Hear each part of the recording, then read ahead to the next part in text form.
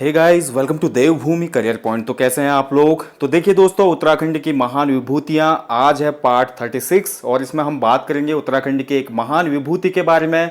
गढ़वाली बोली के विशेषज्ञ, लेखक और कवि के रूप में अपनी एक अलग पहचान बनाने वाले महानुभाव गोविंद चातक जी के बारे में। तो देखिए, काफ़ी महत्वपूर्ण ये टॉपिक है उत्तराखंड के वरीयस एग्जाम्स के लिए, लाइक यूके ट्रिपल एससी का जो ग्रुप सी का एग्जाम होता है, साथ ही यूके पीएससी प्रारंभिक परीक्षा। तो काफ़ी हेल्प मिलेगी आपको इन सभी टॉपिक्स से। देखिए, भाग 36 दे चुका हूँ। जो नए लोग आज चैनल पे हैं उनसे रिक्वेस्ट है, पूर्व में जितने भी मैंने भाग अपलोड किए हैं उत्तराखंड की महान विभूतियां वाली प्लेलिस्ट में, आप जरूर देखिएगा। काफ़ी परीक्षा उपयोगी तथ्य इसमें रखे जाते हैं। तो चलिए आज जानेंगे गोविंद चातक जी के बारे में। बहुत ही इंटरेस्टिंग आज का टॉपिक है, काफ़ी महत्वपूर्ण परीक्षा उपयोगी तथ्य आपको देखने को मिलेंगे। तो सबसे पहले, जैसा कि हम अमूमन करते हैं, सबसे पहले देखेंगे जीवन परिचय।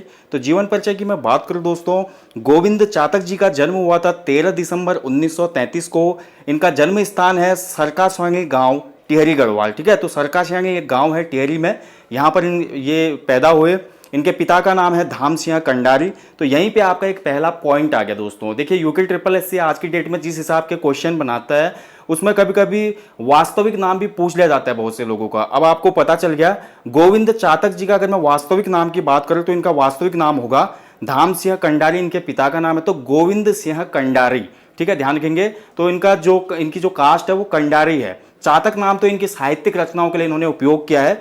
ठीक है, और इनकी माता का नाम बोले तो माता का नाम है चंद्र देवी। शिक्षा की बात करते हैं तो इन्होंने एमए किया दोस्तों, और उसके बाद पीएचडी की इन्होंने। ठीक है, और विधा की बात करते हैं तो कवि रहे, कहानीकार रहे, नाटककार रहे, बोली विशेषज्ञ रहे। गढ़वाली बोली के काफ़ी जाने माने विशेषज्ञ माने जाते हैं। गढ़वाली बोली पे इन्होंने शोध ग्रंथ भी लिखे, जिसका हम अभी जिक्र करेंगे आगे। तो चलिए देखते हैं अन्य महत्वपूर्ण जो परीक्षा उपयोगी तथ्य हैं इनसे जुड़े हुए। तो आपको पहला पॉइंट याद रखना है, इनका जो वास्तविक नाम है वो क्या है, गोविंद सिंह कंडारी। ठीक है, देखिए दोस्तों, चातक जी की प्रारंभिक शिक्षा की मैं बात करूं तो इनकी प्रारंभिक शिक्षा टिहरी गढ़वाल में ही संपन्न हुई, और इसके बाद जो माध्यमिक शिक्षा है वो देहरादून से संपन्न हुई। इसके बाद ये जाते हैं आगरा विश्वविद्यालय, वहां से एमए करते हैं और वहीं से पीएचडी भी करते हैं। और पीएचडी जो इन्होंने की दोस्तों, वो गढ़वाली की उपबोलियां व उसके लोकगीत। इनका जो उसे थीसिस मिला था, इनको जो शोध करना था इन्होंने, वो था गढ़वाली की उपबोलियां व उसके लोकगीत। इसमें शोध लिखा इन्होंने और उसके बाद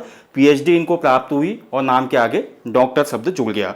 और चातक जी की मैं बात करूं तो चातक जी अध्ययन काल से, जब ये कॉलेज की पढ़ाई कर रहे थे दोस्तों, कॉलेज के टाइम से ही ये गढ़वाली लोक साहित्य की तरफ अभिमुख रहे, यानी कि बहुत ज्यादा लगाव था इनको गढ़वाली लोक साहित्य से। ठीक है, अब बात करते हैं इनकी कुछ महत्वपूर्ण रचनाएं हैं जो कि परीक्षा उपयोगी हैं, आपको अच्छे से याद रखना होगा, क्योंकि UK triple SC group C के एग्जाम में जनरल पेपर में रचनाएं भी पूछ ली जाती हैं। ठीक है, तो आपको इनको अच्छे से याद करना है। नाटक की मैं बात करूं तो इनके कुछ महत्वपूर्ण नाटक हैं, केकड़े, काला मुंह, दूर का आकाश, बांसुरी बजती रही, प्रसाद के नाटक।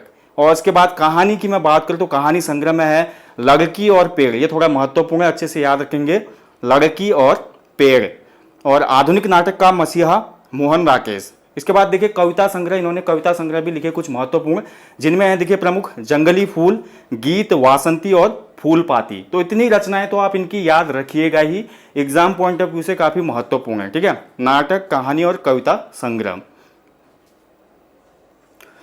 आजकल देखिए यूके ट्रिपल एससी ने एक ट्रेंड अपनाया दोस्तों, वो सिंपली कभी कभी रचनाएं ने पूछ के डायरेक्टली जो रचनाएं हैं उनको नहीं पूछ रहा कि किसकी हैं, बल्कि साहित्यकार को नाम भी दे रहा है और रचनाएं भी दे रहा है और विधा पूछ ले रहा है। जैसे वो सिंपली दे देगा क्वेश्चन कि गोविंद चातक द्वारा रचित केकड़े कौन सी रचना की विधा है। ठीक है, किस रचना की विधा है ये, यानी कि नाटक है, कहानी है, उपन्यास है, ठीक है, या यात्रा संस्मरण है। तो आपको याद रखनी होंगी ये चीज़ें, काफ़ी महत्वपूर्ण है। तो नाटक कौन से हैं, कहानी कौन से हैं, कविता संग्रह कौन सा है, ये कुछ महत्वपूर्ण बिंदु हैं, इनको आपने दिमाग में बिठाना होगा, क्योंकि क्वेश्चन ऐसे ही बनकर आ रहे हैं। अगर रिसेंटली मैं बात करूँ, फॉरेस्ट गार्ड का एग्जाम हुआ था, वहाँ पर साहित्यकार या कवियों की रचना न पूछकर उनसे संबंधित फैक्टों को ज़्यादा पूछा गया था। जैसे माखनलाल चतुर्वेदी जी के बारे में क्वेश्चन बना था कि एक भारतीय आत्मा के नाम से कौन विख्यात है, आपका बंटी कौन सी विधा की रचना है, तो मन्नू भंडारी जी का उपन्यास है। ठीक है, तो ऐसे क्वेश्चन बने थे।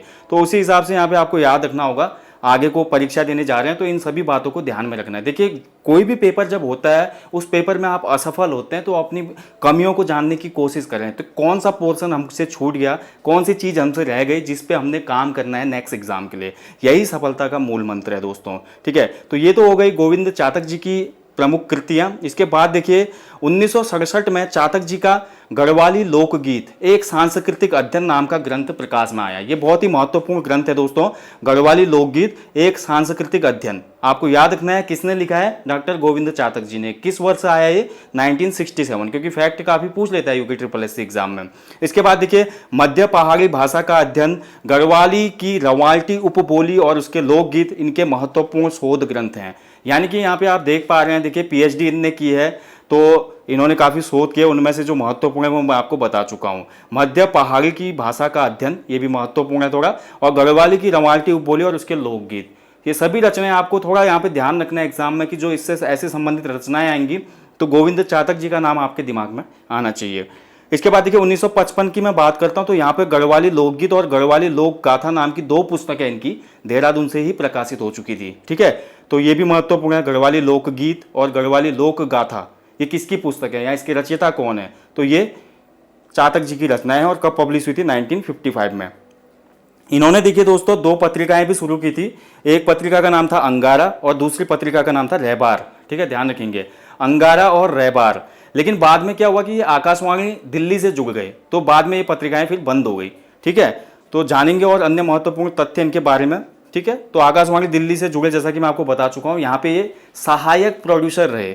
इसके साथ साथ देखिए चातक जी ने कुछ ग्रंथों का संपादन भी किया, जिनमें सबसे महत्वपूर्ण है डॉक्टर पीताम्बर दत्त बड़कथवाल का जो निबंध है, ये काफी महत्वपूर्ण है। ठीक है, क्वेश्चन बन सकता है, क्योंकि डॉक्टर पीताम्बर दत्त बड़कथवाल जी यूके ट्रिपल एससी का जो सामान्य हिंदी का सिलेबस है वहाँ पे कवि परिचय वाले भाग में रखे गए हैं, तो इनसे संबंधित फैक्ट को भी घुमा के पूछा जा सकता है कि डॉक्टर पीताम्बर दत्त बड़कथवाल निबंध जो है, ग्रंथ या शोध इस पे किसने किया है, तो ये चातक जी ने किया है। ठीक है, संपादन।